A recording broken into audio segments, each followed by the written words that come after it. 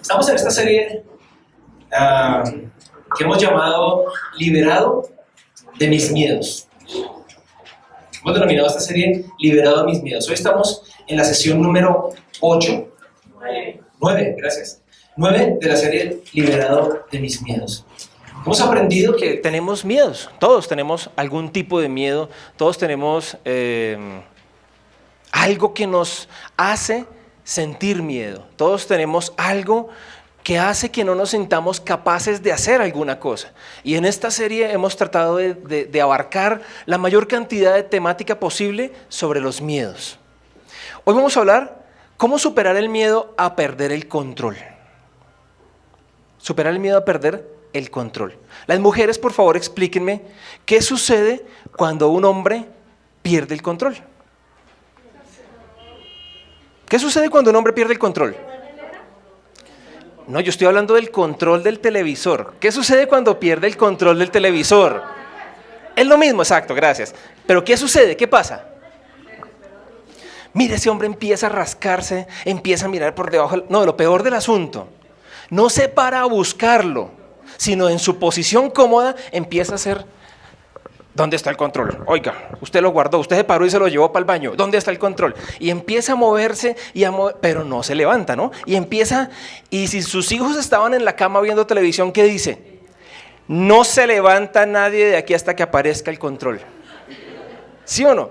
Y se transforma y se pone pálido y comienza a sudar porque ya lleva 2 minutos de comerciales y no lo ha cambiado.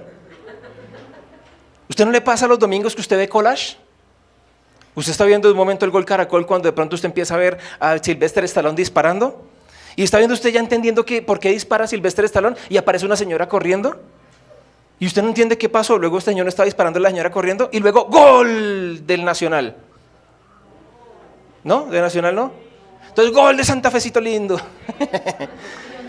Y usted empieza a ver un collage, pero quítele usted el control a este hombre y verá que se transforma, se enloquece, se desespera y se pierde. Hoy vamos a hablar de cómo superar el miedo a perder el control, pero no el control remoto, el control de nuestra vida. Nuestra vida es un jardín. Si yo le preguntara a ustedes cómo está su jardín hoy, ¿usted qué me respondería? ¿Cómo está el jardín de las relaciones? ¿Floreciendo? ¿Cómo está el jardín de la amistad? ¿Floreciendo o marchitándose? ¿Cómo está el jardín de su relación de pareja? ¿Bien o está mal? ¿Cómo está el jardín de su vida como padre o madre? ¿Cómo está el jardín en las amistades? ¿Cómo está ese jardín? ¿Está bien o está mal? Hay 3 diferentes estilos, quiero usar 3 estilos para ilustrarles cómo una persona pierde el control. Una de las maneras en que las personas pierden el control es cuando son obsesivos por el control. ¿Conoce usted ese tipo de personas? Son extremadamente obsesivos por el control. Si es a las 6 en punto, tiene que ser a las 6 en punto. Y a las 7 se tienen que levantar y bañarse. Y a las 7:15 tienen que estar sentados en la mesa desayunando. Y a las 7:25 tienen que estar subiéndose al bus. Y es una persona que se vuelve obsesiva por el control. ¿Conoce usted un tipo de persona así? En algún momento de nuestra vida, cada uno de nosotros somos así, obsesivos por el control. De que todo tiene que funcionar en el punto exacto, en el momento correcto y de la manera que se dice. Otro tipo de persona, o el segundo tipo de persona, podemos llamar los que cogen atajos. Controlan las cosas de tal manera que si no salió por acá, me meto por acá, pero lo hago. Y buscan hacerlo, si me queda un huequito aquí, entonces aprovecho y hago esto así. Pero buscan la manera fácil de hacer las cosas, pero siempre manteniendo el control. Ese es el segundo tipo de personas que yo puedo llamar los controladores. Y el tercero es el que llamamos el borrachera y guayabo. ¿Cuál es el borrachera y guayabo? Es el que un día se sienten mal por las cosas que no han hecho y empiezan a prometer cosas que no van a hacer. Y empiezan a ofrecer y a prometer cosas. Y luego el guayabo viene cuando se arrepienten porque se dan cuenta que no cumplieron lo que prometieron. Y vuelven y prometen, y vuelven y no cumplen. Esos son los 3 tipos de personas que vemos, y los 3 tipos de personas están con su vida fuera de control. La única manera en que nosotros podamos tener el control en nuestras vidas y de nuestras vidas es entregándole el control a alguien que pueda controlarlo. Y esa persona es únicamente el Señor. Porque el Señor creó el cielo y la tierra, lo visible y lo invisible, y Él es el autor y consumador de todo. Él tiene absolutamente todo en control y bajo control. Si usted aprende a entregarle su vida a Él, usted aprende a entregarle el control de su vida al Señor. Entonces, hoy vamos a ver un curso intensivo sobre la soberanía de Dios. No sé si están sus boletines, discúlpenme si no se los puse. La soberanía de Dios es el reinado de Dios sobre todas las cosas, basado en su infinita energía, autoridad y sabiduría. Eso se llama la soberanía de Dios. La soberanía de Dios, está sobre las naciones. Lo vemos en el libro de Daniel, capítulo 4, versículo 17, que dice: el Dios Altísimo es el soberano de todos los reinos humanos y que se los entrega a quien Él quiere. Esa es la soberanía de Dios sobre las naciones. ¿Dónde más hay soberanía de Dios? La soberanía de Dios sobre la gente. Proverbios 19:12 dice: el corazón humano genera muchos proyectos, pero al final prevalecen ¿qué? Los designios o la voluntad o la autoridad o la soberanía de Dios. Usted puede planear muchas cosas, pero siempre al final prevalece es lo que el Señor quiere. Tercero, la soberanía de Dios sobre las circunstancias, sobre los problemas que usted vive. Dios tiene soberanía. Toda obra del Señor tiene un propósito, hasta el malvado fue hecho para el día del desastre, Proverbios 16:4. Hasta el malvado fue creado por Dios y lo tiene ahí hasta el día del desastre. Entonces, todo lo que usted viva en su vida está siendo llevado en autoridad por Dios, aunque usted no lo entienda. Pero todas las cosas están siendo sometidas a la autoridad de Dios. La soberanía de Dios sobre la naturaleza. Dice Apocalipsis 4:11: digno eres, Señor y Dios nuestro, de recibir la gloria, la honra y el poder. ¿Por qué? Porque tú creaste todas las cosas. Por tu voluntad existen y fueron creadas. Eso se llama soberanía de Dios sobre todas las cosas. Y una quinta que no la puse en sus boletines es la que está en Efesios 1:21, que dice que Dios es soberano sobre los poderes espirituales. Esa es la quinta soberanía de Dios. Ya vimos soberanía sobre los reinos, sobre la gente, sobre las circunstancias, sobre la naturaleza y sobre los poderes espirituales. Absolutamente sobre todo tiene el Señor soberanía. Ahora, ¿cómo es que Él está en control? ¿Cómo Dios puede tener control sobre todo? Aquí viene la providencia de Dios. Usted a veces no entiende por qué suceden las cosas, o uno a veces piensa que las cosas le pasaron porque usted es cristiano, porque usted ama a Dios y de buenas que le salió el negocio, de buenas que le salió el trabajo, de buenas que no le pusieron el parte, de buenas que no lo vieron. No, eso se llama providencia de Dios. ¿No crea usted que usted tiene el trabajo que tiene porque su hoja de vida es tan impecable, su conocimiento es tan impecable, sino es porque Dios le permitió a usted tener eso? No crea usted que el lugar donde vive es porque usted se lo ganó, es porque Dios planeó dárselo. No crea usted que la ropa que usted viste es porque usted la compró, es porque Dios permitió que usted la tuviera. Muchas veces nosotros no consultamos nuestras decisiones a Dios, pero Dios aún así interviene en ellas. Eso se llama soberanía. Y cuando nosotros queremos tratar en control y tener en control todas las cosas, el Señor no puede actuar. Pero cuando nosotros entregamos el control de nuestra vida a Dios, el Señor empieza a actuar. En Hebreos capítulo 1 dice que Jesús sostiene todas las cosas por medio de su palabra poderosa. Y en Colosenses 1 dice: Jesús es antes de todas las cosas. Hechos 17 dice: en Dios vivimos, nos movemos y tenemos nuestro ser. Dios está apasionadamente interesado en el más mínimo detalle de nuestra vida. ¿Usted se ha puesto a pensar que los animalitos, todos los animalitos de la creación, ellos copulan, ellos tienen intimidad? ¿Y usted no cree que Dios tiene eso bajo control? La Biblia dice que Dios tiene eso bajo control. La Biblia dice que Él controla cuando va a llover porque Él trae a las nubes. La Biblia dice que Él controla cuando va a salir el sol, porque Él ordena al sol que salga. La Biblia dice que Él controla que hasta la hoja de un árbol caiga con la voluntad de Él. Dios está pendiente de absolutamente hasta el más mínimo detalle de su vida y de mi vida. Y debemos entender eso. ¿Quién es Dios? ¿A qué clase de Dios estamos nosotros sirviendo y siguiendo? Todos los cabellos de nuestra cabeza están contados, dice la palabra. Pero no dice que Dios sabe cuántos cabellos tenemos. Dice, Dios tiene todos los cabellos de nuestra cabeza contados. O sea, este es el pelo 1, 2, 3, 4, 5, 75 millones. El día que se me caiga el pelo, 32.425.000, Dios lo reemplaza. ¿Sí me hago entender? No es que Dios sepa cuántos tengo, Él los tiene contados. Se le cayó el pelo número 1 y era el último, se quedó calvo. Pero Dios tiene contados y sabe hasta el más mínimo detalle de nosotros. ¿Usted se ha dado cuenta cuando usted se lastima, se corta o sufre una raspadura? ¿Usted no cree que Dios está cuidando de que las células actúen y hagan su papel y cicatrice y usted vuelva a regenerar la piel? Dios tiene todo eso bajo control. Entonces nosotros debemos entender quién es Dios y a qué clase de Dios estamos sirviendo. La Biblia dice que Dios está mirando sobre todos los detalles de nuestra vida. En Hechos capítulo 17 lo dice. Dios está observando hasta el más mínimo detalle de nuestra vida. Entonces, ¿cómo respondemos a esa imagen de Dios? La respuesta está en Salmo 115:3. Nuestro Dios está en los cielos y puede hacer lo que le parezca. Nuestro Dios está en los cielos y puede hacer lo que le parezca. Entonces vamos a ver cómo podemos nosotros permitir que Dios, el soberano, el creador de todo, el dueño, dice la Biblia, el dueño del oro y de la plata, el Dios de todo, el creador de lo visible y lo invisible, el que es capaz de hacer que una montaña nazca, crezca, el que es capaz que brote agua de donde no hay, el que es capaz de hacer que donde está todo seco y muerto reviva y haya vida. Ese Dios quiere que nosotros le entreguemos el control de nuestra vida.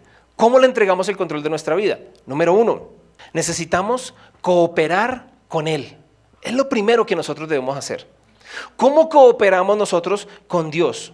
La soberanía de Dios me permite a mí participar de una vida llena de certezas. De una vida llena de certezas. Dice Efesios capítulo 1 versículos 8 al 10. Él desbordó su bondad sobre nosotros junto con toda la sabiduría y el entendimiento. Ahora Dios nos ha dado a conocer su misterioso plan acerca de Cristo. Un plan ideado para cumplir el buen propósito de Dios. Y el plan es el siguiente. A su debido tiempo, Dios reunirá todas las cosas y las pondrá bajo la autoridad de Cristo. Todas las cosas que están en el cielo y también las que están en la tierra. La vida está llena de certezas. ¿Qué es una certeza? Algo que no cambia, que es inmutable. Una certeza es que si usted siembra, usted va ¿a qué? A recoger, va a cosechar.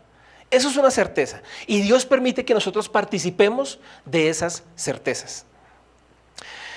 Sabemos, como creyentes nosotros sabemos que la vida cristiana consiste en amar a Dios y amar a las personas. ¿Sí o no? La vida cristiana consiste en amar a Dios por encima de todas las cosas, con todo nuestro corazón, nuestra alma, nuestra mente y nuestras fuerzas. Y en amar a nuestro prójimo, a nuestros vecinos, a nuestros semejantes, como nos amamos nosotros mismos. En eso consiste la vida cristiana. Y el Señor nos permite que nosotros lo podamos amar a Él y compartamos la palabra de Dios con los que no conocen. De esa manera nosotros podemos colaborar, cooperar con Dios. Nosotros no podemos saberlo absolutamente todo, pero sabemos una buena parte de lo que está pasando y lo que va a pasar. ¿Cómo lo logramos entender? A través de la palabra. Usted no sabe cómo va a suceder porque la Biblia dice, ni ojo ni oído sabe, ni siquiera los ángeles del cielo saben en qué momento va a venir el Señor por su iglesia por segunda vez. Ni siquiera los ángeles del cielo lo saben. Nosotros sabemos esa parte, pero lo que sí sabemos, que si nosotros no estamos en Cristo cuando Él venga por su iglesia, nos vamos a quedar sin Cristo. Que si nosotros no aprovechamos la oportunidad de entregar nuestro corazón al Señor, vamos a vivir una eternidad apartados de Él.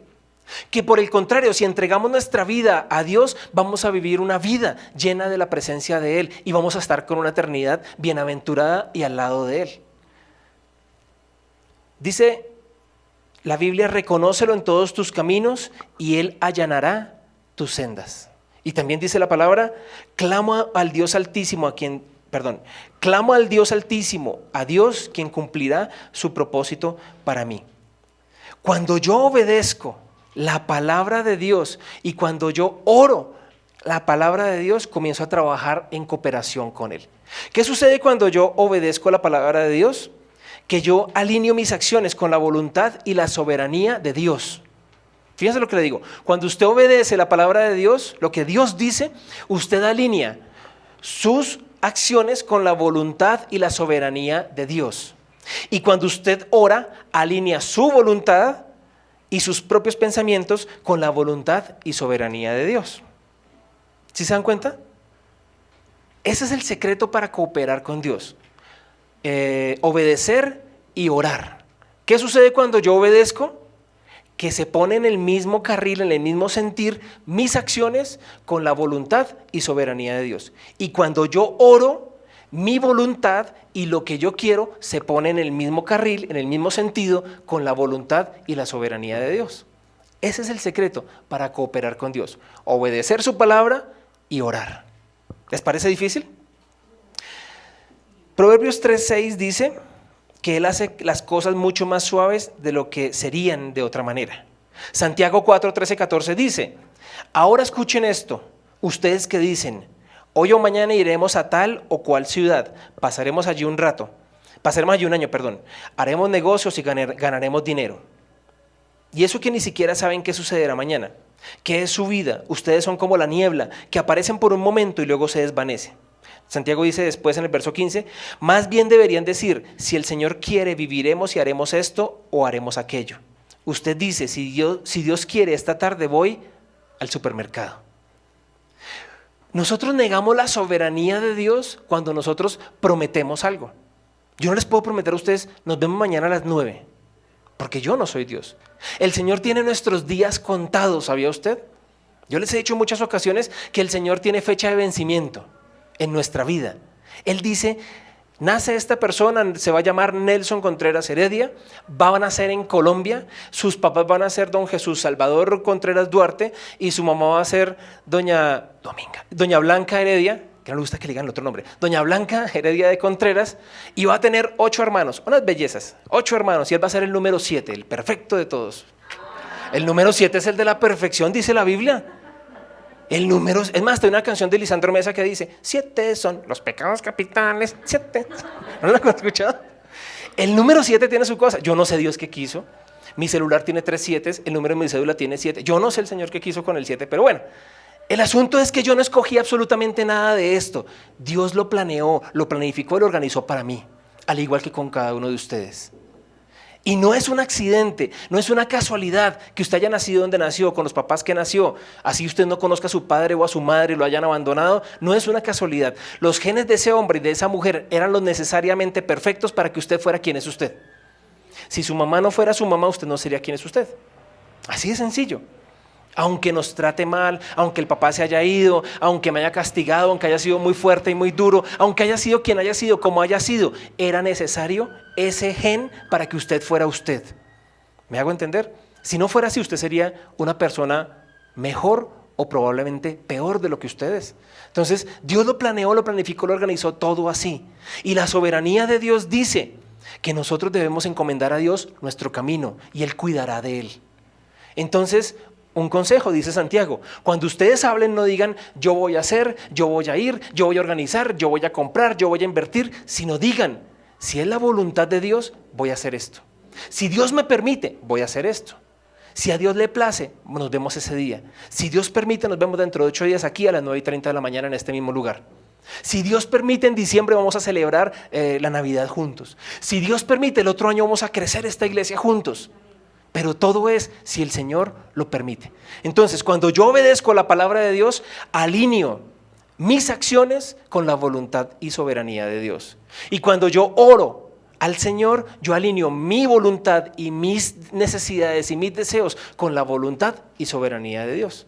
¿Cree usted que es difícil cooperar con Dios de esa manera? No. Segundo, una segunda respuesta que hacemos a las reclamaciones de soberanía de Dios en nuestras vidas es contemplarlo. Contemplarlo. ¿Qué significa contemplar? Que la soberanía de Dios me permite relajarme y ver el panorama completo. Eso significa contemplarlo. ¿Ustedes son amantes del arte? ¿De las bellas artes? ¿Usted ha visto que hay personas que ponen una pintura, un cuadro en una pared y tiene un poco de manchones así, de colores así para allá, y la gente se queda contemplando eso?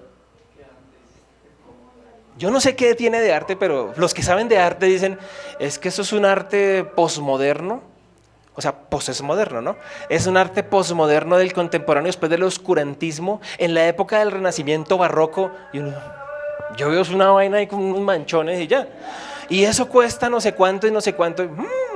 Por ejemplo, cuando estudié Historia del Arte en la carrera que yo tengo, me presentaron la Mona Lisa. Todos conocemos la Gioconda, ¿no? La Mona Lisa. ¿Sí se acuerdan de esa pintura? Que aparece una señora así y hay una ventana detrás de ella. Y eso es una de las obras maestras de la historia del arte moderno. Y la hizo Leonardo da Vinci. Iba a decir Leonardo DiCaprio, ese no pinta ni el Titanic. La hizo Leonardo da Vinci. ¿Y usted sabe qué es lo que tiene de maravilloso esa obra? Yo no tenía ni idea. Yo miraba eso, yo soy una vieja y muchos dicen que es el mismo Leonardo da Vinci se pintó y como mujer. Y lo miran y que los trazos y las pinceladas. No, ¿saben por qué es exquisitamente fabulosa esa obra? Porque Leonardo da Vinci descubrió la perspectiva. Perspectiva es que las cosas que están cerca tienen un tamaño, cuando están lejos tienen un punto de fuga y se alejan. O sea que lo que está aquí se ve grande y lo que está lejos se ve pequeñito. Entonces, imagínense, para los que sabemos de dibujo y tenemos que dibujar, entendimos muchas cosas a través de la perspectiva. Porque si no existiera la perspectiva y usted mira las obras de arte antes de Da Vinci, pintaban un señor, hacían la silueta de un señor y pintaban al que estaba detrás exactamente igual de grande y lo hacían atrás. Y luego atrás el mismo exactamente igual de grande y lo hacían igual. Entonces quedaba un dibujo como raro. Y Leonardo da Vinci descubrió el punto de fuga y la perspectiva. Imagínense, eso fue lo que sucedió en la historia del arte. Dios nos permite a nosotros contemplar el panorama completo. Dios nos permite que usted cuando tenga un problema, una necesidad, una dificultad, usted se siente y mire el panorama completo. Eso es lo que nosotros hacemos cuando Dios está con nosotros. Cuando usted no está con Dios, es como si usted estuviera frente a ese cuadro, con la cara pegada al cuadro y solo viera el punto del brochazo. Usted está así y no ve nada más. Pero cuando estamos con Dios, Él nos permite alejarnos del cuadro y ver el panorama completo y decir, ok, esto es parte del proceso general de Dios, mas no es el todo. ¿Me hago entender? Eso es lo que Dios permite hacer cuando nosotros permitimos que la soberanía de Dios gobierne nuestra vida. Que vemos el panorama completo, ¿sí? No solo vemos los brochazos, sino vemos cómo combinan esos brochazos atravesados con el color de la pared, cómo combina con las sillas, cómo combina con el florero y cómo combina con la ventana. Nos damos cuenta de las cosas, pero cuando nosotros andamos manteniendo el control de todas las cosas en nuestra vida, tenemos ese cuadro pegado en la nariz y solo alcanzamos a ver qué dice ahí, Nelson 2016. No vemos nada más. Eso es lo que permite el Señor. Cuando nosotros empezamos a dejar que las situaciones vengan a nuestra vida, nosotros tenemos dos respuestas, generalmente, que son la ira y la acción. ¿Sí o no? Cuando usted enfrenta una dificultad, usted se pone iracundo, se pone bravo y empieza a preguntar, por ejemplo, ¿qué está pasando aquí? ¿Por qué me pasa esto a mí? ¿Yo qué hice para merecerme esto? Esa es la ira. Y la segunda forma de responder es que usted quiere la acción. Busca de la manera más rápida posible librarse de ese problema. ¿Sí o no? Pero cuando nosotros tenemos el panorama completo de Dios, Él nos da dos mejores respuestas: descansar y reflexionar. Descansar y reflexionar. Yo les dije hace 8 días, creo, no sé, que hablamos que la mejor manera de tomar decisiones es en frío. Nunca tome decisiones con la cabeza caliente. Tome decisiones en frío. Entonces, Dios nos permite descansar. Yo a veces digo, yo no voy a hacer nada hoy. No, a mi esposa a veces le digo, mira, no me hables más. Esta semana se lo dije, no me hables más. Ya no quiero saber más, déjame descansar, mañana hablamos.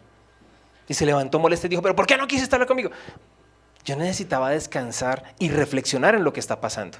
Dios nos permite hacer eso, pero cuando usted no descansa y no reflexiona, usted se vuelve iracundo y usted quiere tomar acción inmediatamente. ¿Le pasó alguna cosa? Ve usted en la calle, va la persona con el perrito, pasó otra persona y le pegó una patada al perrito y instantáneamente reacciona iracundo, saca la pistola e inmediatamente reacciona y toma 2 o 3 disparos. Y lo hemos visto cerca de nuestras casas y lo hemos visto con familias que conocemos. ¿Cómo fue que ese señor tan buena gente, ese señor que no mataba una mosca, ese señor que era tan buen amigo, mató a la esposa, mató al hijo? ¿Por qué? Porque se volvió iracundo y reaccionó. Pero Dios nos dice, descanse y reflexione. Por más que usted se estrese, por más que usted quiera controlar su vida, por más que usted quiera controlar las circunstancias, no va a lograr añadirle ni un segundo a lo largo del día, ni va a lograr restarle un minuto al tiempo del día, dice la Biblia. Entonces, ¿qué debemos hacer? Descansar y reflexionar. Esto le pasó al rey David. ¿Sabía usted eso? Les quiero leer un poco de la historia de David. El rey David estaba viajando a lo largo de un momento de agitación en su vida. Las cosas estaban fuera de control. Su hijo Absalón, que era príncipe de Israel, estaba tratando de tomar el reino para sí mismo. O sea, el hijo quería desbancar al papá. Y entonces el hijo Absalón formó un ejército y estaba en contra, haciéndole mala publicidad y mala propaganda a su propio papá, al rey David. David viajaba con algunos de sus compañeros y un tipo llamado Simí salió al encuentro de David. Ese tipo Simí, mientras que esta pequeña guerra civil se estaba pasando, le arrojó piedras al rey David y le gritaba insultos y le decía, usted es un hombre de sangre. ¿Por qué le decía esto? Porque David era un guerrero. David había matado a miles de hombres en batalla en el nombre del Señor. David era un hombre de guerra, de sangre. Entonces le dijo, usted es un hombre de sangre y le tiraba piedras. Has causado muchos dolores de cabeza en la vida de otras personas y ahora todo se te devuelve a ti. Fuera de aquí estás maldito, eres un hombre de sangre. Eso le estaban gritando al rey David. Abisai, que era el amigo de David, uno de los hombres que era la mano derecha de él, responde con ira y acción y le dice 2 cosas. Segunda de Samuel capítulo 16. ¿Por qué maldice este perro muerto a mi señor el rey? De una respondió. O sea, vuelvo y le digo, van caminando y un señor empieza a lanzarle piedras a David y empieza a decirle que es un maldito, que todas las cosas se le han devuelto porque él es un hombre de sangre, porque él es un hombre violento, y entonces le dice, estás maldito. Y el amigo del escudero de David se le para y le dice, ¿por qué este perro muerto? Ya lo estaba sentenciando a muerte. ¿Por qué este perro muerto maldice a mi rey? Y lo segundo que hace Abisai es que le dice, déjame ir y le quitaré la cabeza. Acción, ira con ira y reacción. Los pensamientos y las cosas que nosotros a veces intentamos y queremos hacer. Pero como David era un hombre conforme al corazón de Dios, él se vuelve a Abisai y le dice, miren la respuesta de David, a veces usted y yo tenemos tan poco en común, no hagamos nada, no hay que enojarse, vamos a descansar, no hay que tomar medidas, vamos a reflexionar. David era un hombre conforme al corazón de Dios. ¿Y saben qué pasó con David? Él dijo, no, tranquilo, no tomemos decisiones en caliente, paremos, descansemos, dejémoslo que siga gritando allá, dejemos que siga lanzando improperios y maldiciones contra mí, dejémoslo. Vamos a descansar y vamos a reflexionar. ¿Saben por qué? Porque David, como era un hombre de Dios, dijo, ¿qué tanto de cierto de lo que está diciendo este tipo es verdad? ¿Qué tanto de lo que este hombre está gritando hacia mí, no será que Dios me lo quiere mandar a que me lo diga? Para que yo reflexione, evalúe mi forma de vivir y cambie mi estilo de vida. ¿No ha pensado usted de esa manera? Cuando la gente lo insulta, cuando la gente levanta contra usted, cuando la gente... Yo le digo a mi esposa siempre, ¿qué de cierto tiene lo que la gente está diciendo? Generalmente nosotros nos ponemos a la defensiva y tomamos todas las acusaciones que hacen contra nosotros por menos y decimos que eso no es verdad. Pero yo siempre pregunto, ¿qué tanto de cierto tiene todo ese chismero que levantaron contra mí? ¿Qué tanto de cierto tiene todo lo que están diciendo contra mí? ¿Será que Dios quiere que yo descanse y reflexione y ponga eso para mejor en mi vida? Entonces, eso fue lo que hizo el rey David. Simí seguía, David le dijo, ¿cómo sabemos si es que Dios envió a Simí a mi vida para que me diga algo que tengo que escuchar? Simí seguía siendo responsable de sus actos y él todavía se sentía mal por hacerlo, pero David vio a Dios detrás de él. Tal vez le enviaba un mensaje y le pedía que reflexionara un poco. Entonces, ya vimos las 2 primeras cosas que debemos hacer. Número 1, cooperar con Dios. ¿Y cómo lo hacemos? Obedeciendo y orando. Número 2, ¿qué es lo que tenemos que hacer segundo? Debemos contemplarlo, descansar y reflexionar. Y número 3, la tercera respuesta que tenemos que hacer es crítica, sumamente importante. Si todo lo que tenemos que hacer es cooperar y contemplar con Dios, tendríamos un escepticismo y viviríamos un fatalismo, porque Dios va a hacer lo que quiera, así que tengo que ir a su manera. Lo tercero que debemos hacer es celebrarlo. Celebrarlo. Ver que Dios está en control en todo el camino. ¿No estás agradecido por las cosas que Dios ha hecho en tu vida? ¿Se ha dado cuenta que usted ha vivido y experimentado cierta cantidad de cosas a lo largo de su vida? Algunas buenas, algunas dolorosas, algunas malas. Pero ¿no cree usted que debemos darle gracias a Dios por lo que Él ha hecho en nuestra vida hasta el día de hoy? Porque usted logró sacar un título universitario, o logró sacar una carrera de bachillerato, o con su poco conocimiento en su cabeza, usted pudo sacar adelante a sus hijos. ¿Usted pudo brindarle un buen futuro a sus hijos? ¿La historia de su familia no se repitió en usted? ¿No cree que debemos darle gracias a Dios por eso? Yo le digo a mi esposa, por ejemplo, mi papá viene de una familia de 3 hermanos y ellos nunca fueron unidos y nunca tuvieron dinero. Mi mamá viene de una familia de 5 hermanas, de 3 señores diferentes las 5 hermanas. Y las hermanas de mi mamá viven la misma vida que su mamá vivió. Y mi mamá fue la única que tuvo una vida diferente. Mi mamá decidió romper con eso y cortar con eso. Y nosotros somos los únicos de esa familia que somos diferentes y vivimos diferente. Y yo le digo a mi esposa, yo le agradezco a Dios porque mi mamá tomó esa decisión. Ella no tiene a Cristo en su corazón como nosotros creemos que debe tenerlo. Ella asiste a la iglesia católica, pero aún así Dios hizo cosas con mi mamá, hizo cosas con mi papá para que yo fuera diferente y para que la historia de mis hijos fuera diferente. Entonces yo agradezco a Dios por eso. ¿No cree usted que usted debería agradecerle a Dios por sus padres? No fueron los mejores. Miren, yo se los he dicho a ustedes, cuando yo era pequeño yo oraba, aunque no sabía qué era orar, pero yo le decía a Dios, a mí me gustaría que mis papás fueran otros. A mí me gustaría que yo fuera adoptado y viniera un señor rico y me llevara. Yo le decía eso a Dios teniendo 7, 8 años, porque nuestra vida era una vida de condición de pobreza. Éramos 9 hijos, y mi papá y mamá éramos 11 y adoptaron otro. O sea, éramos 12 comiendo, nos decían la familia Ingalls. Éramos 12 en esa casa. Entonces yo no estrenaba zapatos, yo no estrenaba ropa. El par de zapatos del colegio eran los zapatos que usaba todo el año, y los tenis del colegio eran los tenis que usaba todo el año. Una vez me regalaron unas botas, tenía como 8 años, ¿yo les conté esa historia? Unos botines en cuero con cremallera. Imagínense, miren, se acabaron, se pelaron, se rompieron, se desgastaron, pero yo no me los quitaba porque eran los únicos botines que tenía diferente a los zapatos del colegio. Y un día un perro me mordió al lado de la casa. Me agarró ese perro y se cogió el botín y me lo rompió. Y yo lloraba no porque me rompió y me tuvieran que aplicar las inyecciones y todo eso. Yo lloraba porque me quitaron los botines y me los tuvieron que arrancar de los pies. Pero hoy le doy gracias a Dios por el papá que tuve y por la mamá que tuve. Porque si no hubiera sido así, yo no hubiera aprendido a valorar las cosas. Entonces, debemos celebrar lo que Dios ha hecho en nuestras vidas, lo que usted ha podido vivir.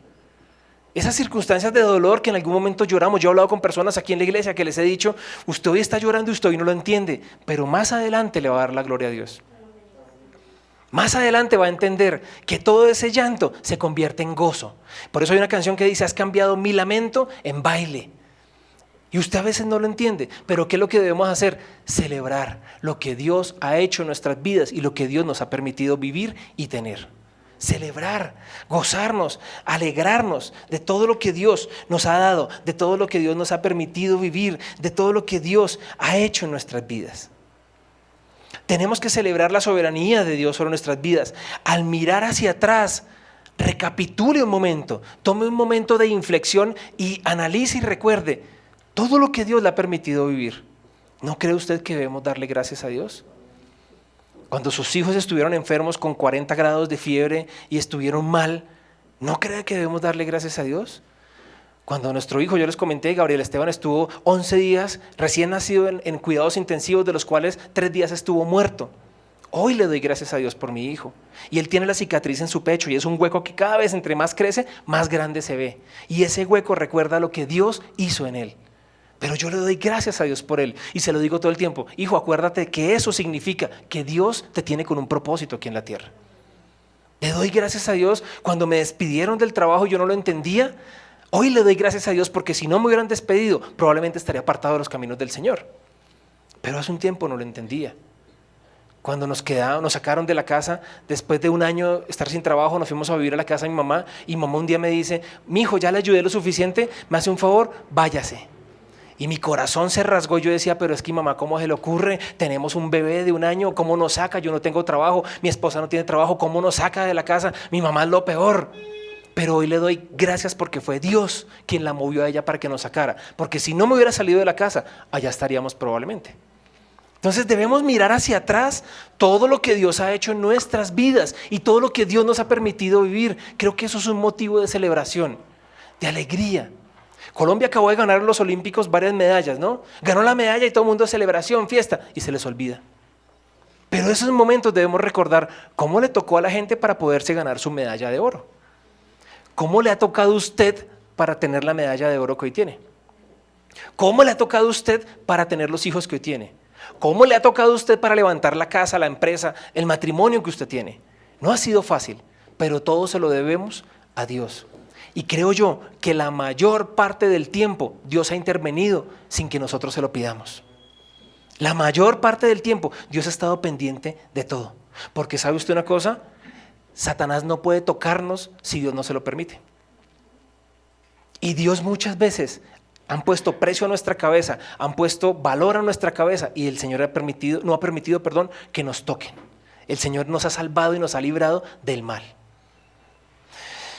Romanos 8:28 dice, ahora bien, sabemos que Dios dispone todas las cosas para el bien de quienes lo aman, los que han sido llamados de acuerdo con su propósito. El cristianismo se trata de servir a un Dios grande. Nosotros no le estamos sirviendo a un diosito que está colgado en la pared y le ponemos una velita y es un diosito chiquito. Estamos sirviéndole a un Dios tan grande que no hay lugar en el espacio ni en el universo para contener su amor.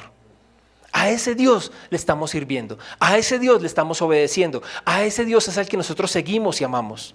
Y creo que vale la pena cooperar con Él, permitir que el Señor nos podamos contemplar su obra, su creación y su hermosura y que podamos, no se me olvidan las cosas, el punto 3 es celebrar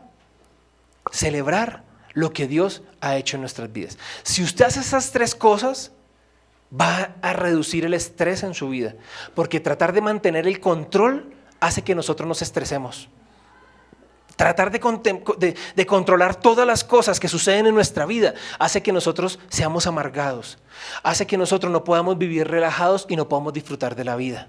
¿Qué tiene que hacer usted cuando venga una situación difícil? Recuérdelo, descanse y reflexione. Y después celebre lo que Dios ha hecho en su vida. Entonces, lo primero que hacemos que es obedecer y orar, porque al obedecer nuestra voluntad se alinea con la voluntad de Dios. Nuestras acciones se alinean con las acciones y la providencia y la voluntad de Dios. Cuando nosotros oramos, nuestra voluntad se alinea con la voluntad y la soberanía de Dios. Cuando contemplamos lo que el Señor hace, vuelvo y les digo, recuerden, nos apartamos y vemos el panorama completo y nos damos cuenta que todo es parte de un propósito. Esa lágrima que usted derramó hoy es una bendición para el futuro. Esa circunstancia difícil que usted está viviendo hoy es una bendición del Señor para el futuro. Esa separación que usted tiene, ese roce con su pareja, esa discusión va a ser de bendición para otras personas, porque en el futuro usted va a ayudar a otras personas a que no se separen. Cuando nos separamos con mi esposa yo no lo entendía y no lo entendíamos los dos. Y yo decía, ¿en qué momento voy a ser pastor? ¿En qué momento voy a servirle a Dios si mi hogar está destruido? Si mi hijo está creciendo sin papá. ¿En qué momento va a venir eso? Pero hoy lo puedo ver en mi vida, porque entendí lo que es el panorama completo. Y yo aprendo a celebrar las cosas que Dios hace y a agradecer, porque la celebración es un acto de agradecimiento, ¿sabía usted? Usted celebra el cumpleaños de alguien, está agradeciendo porque tiene un año más de vida. Usted celebra la boda de alguien, está agradeciendo porque es un hogar que se está uniendo. Usted celebra los 15 años de una niña y está agradeciendo que ha tenido esos 15 y que entra a ser una mujer. Siempre la celebración es un acto de agradecimiento. Ahora, ¿qué tiene usted que agradecerle a Dios? ¿Por qué tiene que agradecerle? ¿Qué cosas ha hecho Dios en su vida hasta el día de hoy? Usted podrá decir, pero yo no tengo casa propia, pero yo tengo un trabajo ahí con un salario malo, pero si usted ve otra gente que está peor que usted es una persona bendecida. Y Dios ha cuidado de usted, y Dios va a cuidar de usted de aquí en adelante. Quiero que cierre sus ojos, vamos a orar. Estoy comenzando a reducir los mensajes, no quiero, me estaba extendiendo, me estaba yendo a más de 1 hora y quiero reducirlos un poco para que tengamos más tiempo para compartir.